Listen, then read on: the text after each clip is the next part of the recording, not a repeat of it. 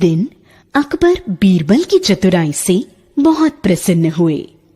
उन्होंने बीरबल को 100 गज जमीन उपहार में देने का वायदा किया।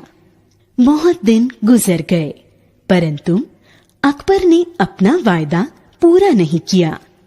बीरबल अकबर को समय समय पर उनके वायदे को याद दिलाते रहे। अकबर बीरबल की बात अनसुनी कर देते और अपनी गर्दन दूसरी ओर मोड़कर भूलने का बहाना करते। कई दिन बीत गए।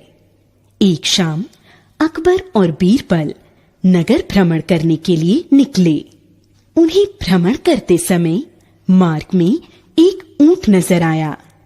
अकबर ने बीरबल से पूछा, बीरबल, बताओ कि इस ऊंट की गर्दन इतनी लचीली क्यों है?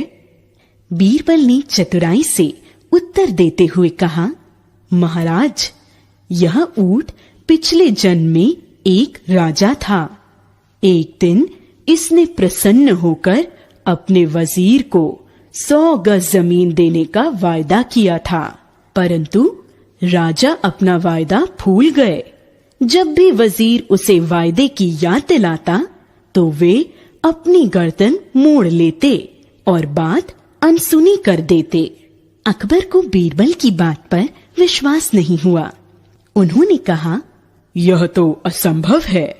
बीरबल ने कहा, महाराज, मेरा विश्वास कीजिए, यह सत्य है कि जब भी वजीर वायदे की याद दिलाता तो राजा अपनी गर्दन मोड़ लेते। इस पर गुस्से में आकर वजीर ने राजा को श्राप दिया कि अगले जन्म में तुम राजा से ऊंट बनोगे और तुम्हारी गर्दन हमेशा लचीली रहेगी।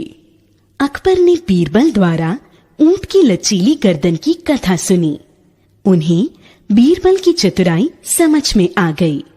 अकबर को अपना वायदा याद आ गया। लज्जित होकर उन्होंने बीरबल को 100 गज जमीन उपहार में दे दी। बच्चों, हमें किसी से भी कोई वायदा बहुत सोच समझ कर करना चाहिए। यदि हम किसी से कोई वायदा कर लें तो हमें उसको पूरा करना चाहिए।